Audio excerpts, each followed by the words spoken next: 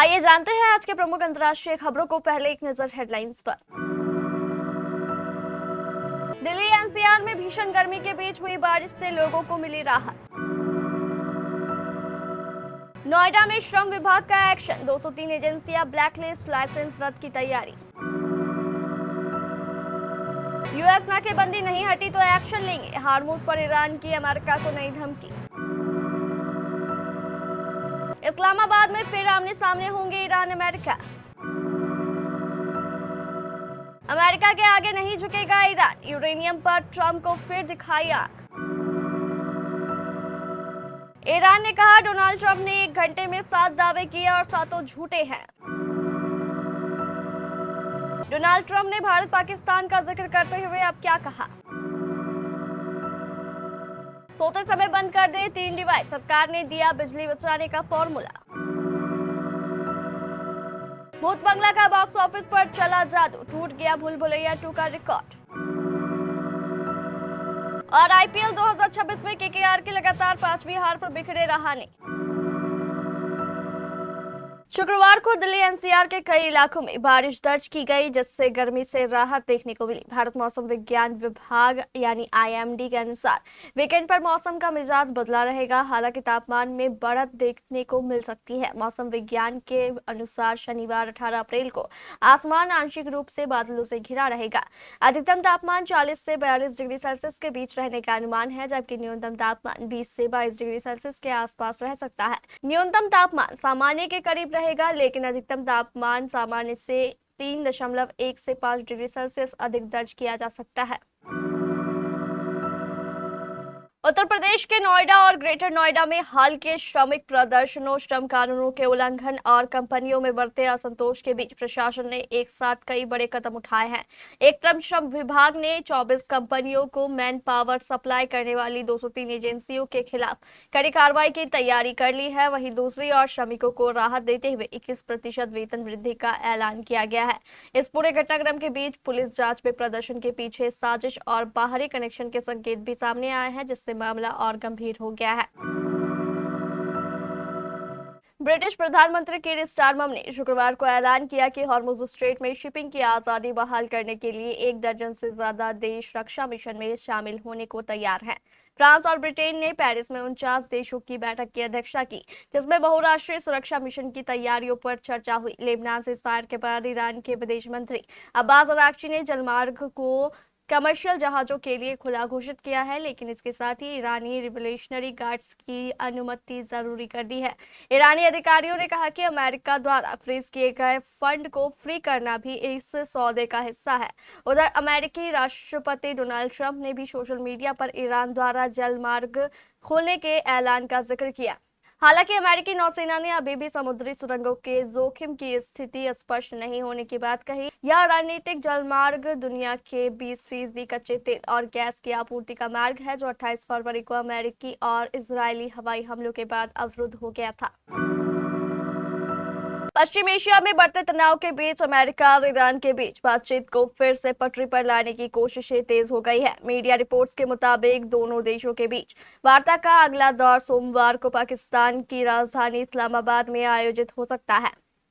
Reports के अनुसार अमेरिकी और ईरानी प्रतिनिधिमंडल रविवार को इस्लामाबाद पहुंच सकते हैं। यह वार्ता ऐसे समय में हो रही है जब क्षेत्र में तनाव कम करने के लिए कई स्तरों पर कूटनीतिक प्रयास जारी है। इस बीच शहबाज शरीफ से शेख तमीम बिन अहमद अल थानी और रजब तैयब एर्दोगन ने मुलाकात की। इस दौरान क्षेत्र में शांति बहाली और कूटनीतिक समाधान को आगे बढ़ाने पर चर्चा हुई। नेताओं ने इस दिशा में पाकिस्तान की भूमिका की सराहना भी की। ईरान ने शुक्रवार को अमेरिकी राष्ट्रपति डोनाल्ड ट्रंप के इस दावे को खारिज कर दिया कि तेहरान ने अपना समृद्ध यूरेनियम सौंपने पर सहमति जताई है। ईरान के विदेश मंत्रालय ने स्पष्ट किया है कि यह भंडार कहीं भी ट्रांसफर नहीं किया जाएगा। विदेश मंत्रालय के प्रवक्ता इस्माइल बाकाई ने सरकारी टीवी को बताया कि ईरान का समृद्ध यूरेनियम कहीं भी ट्रांसफर नहीं होगा। उन्होंने कहा कि अमेरिका की ईरान के साथ बातचीत में समृद्ध यूरेनियम का मुद्दा कभी नहीं उठाया गया।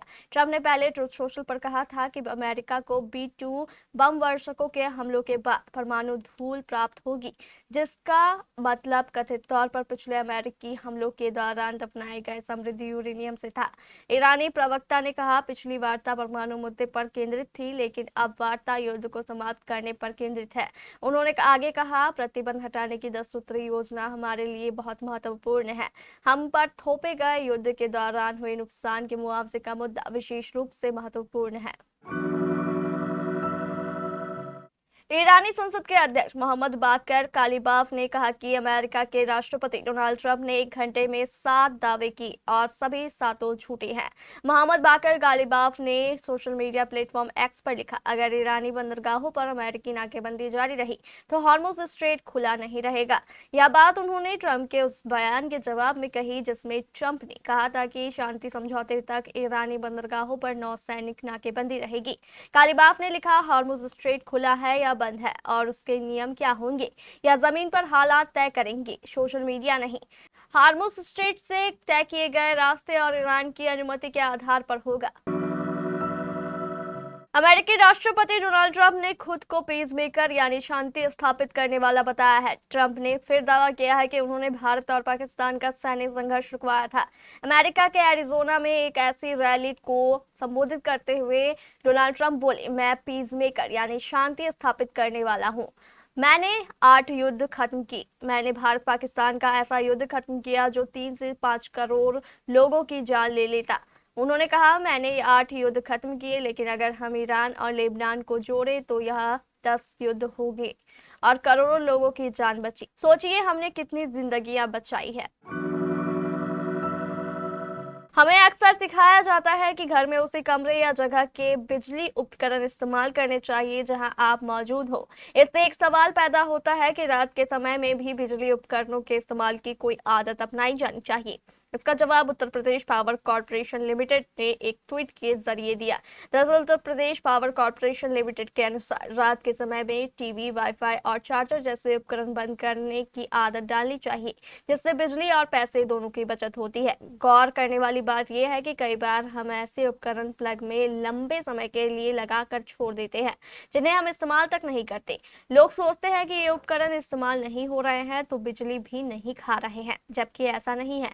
टीवी, वाईफाई या चार्जर जैसे घरों में मिलने वाले सामान्य उपकरण इस्तेमाल न होने के बाद भी लगातार बिजली खर्च करते रहते हैं। सुपरस्टार अक्षय कुमार की फिल्म भूत बंगला सिनेमा घरों में दस्तक दे चुकी है। इसका डायरेक्शन प्रियदर्शन ने किया है। सालों से फैंस दोनों की फिल्म को बड़े पर्दे पर देखने के लिए बेताब थे और फिल्म भूत बंगला के साथ खत्म हो गया। हॉरर कॉमेडी जॉनर की इस फिल्म को क्रिटिक्स से भी अच्छे रिव्यूज मिले हैं। दर्शकों से भूत बंगला को जबरदस्त प्रतिक्रियाएं मिली है। खास बात यह है कि उम्मीद के मुताबिक फिल्म ने बॉक्स ऑफिस पर मजबूत शुरुआत की है। अक्षय कुमार की हॉरर कॉमेडी फिल्म का खासा डबल डिजिट के साथ खुला है और पहले दिन ही इसने भूल भुलैया 2 को धूल चढ़ा दी है। ट्रेड वेबसाइट सेक्निल के मुताबिक वैसे यह अर्ली एस्टिमेट है और ऑफिशियल डेटा आने के बाद कमाई के आंकड़ों में थोड़ा बहुत बदलाव हो सकता है। ओपनिंग डे पर फिल्म के करीब 1.3 लाख टिकट बिक गए थे। रिपोर्ट की माने तो फिल्म ने पहले दिन के लिए घरेलू एडवांस बुकिंग से भी 3.32 करोड़ का ग्रॉस कलेक्शन कर लिया था। वहीं फिल्म के लिए गुरुवार का दिन भी काफी लकी रहा, जहां पेड प्रीव्यू के जरिए उसने 3.50 करोड़ का बिजनेस किया था। भूत बंगला फिल्म को लेकर जिस तरह का माहौल बना हुआ है उसे देखकर लग रहा है कि फिल्म आने वाले दिनों में कई नए रिकॉर्ड बनाएगी। इस शानदार शुरुआत के साथ भूत बंगला का भारत में कुल ग्रॉस कलेक्शन 18.90 करोड़ रुपए हो गया है।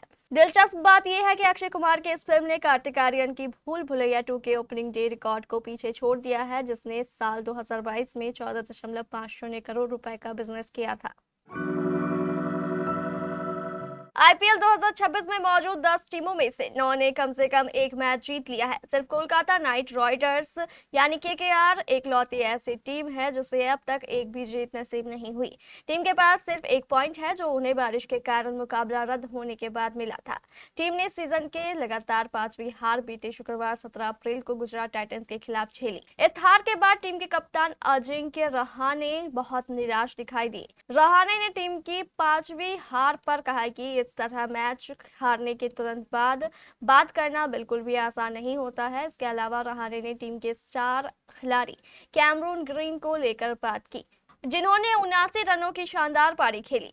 पोस्ट मैच प्रेजेंटेशन में रहाणे ने कहा, जैसा कि आपने कहा कि हार के तुरंत बाद आकर मैच के बारे में बात करना आसान नहीं होता है। मैंने सोचा कि मैं सिर्फ पॉजिटिव चीज़ों पर बात करना चाहता हूं, खासकर जिस तरह से हमने 2-3 विकेट गिरने के बाद शुरुआत की। कैमरून ग्रीन की पारी बहुत दबाव में था, लेकिन जिस तरह का जवाबी हमला उसने किया उसका इम्पैक्ट पॉजिटिव रहा।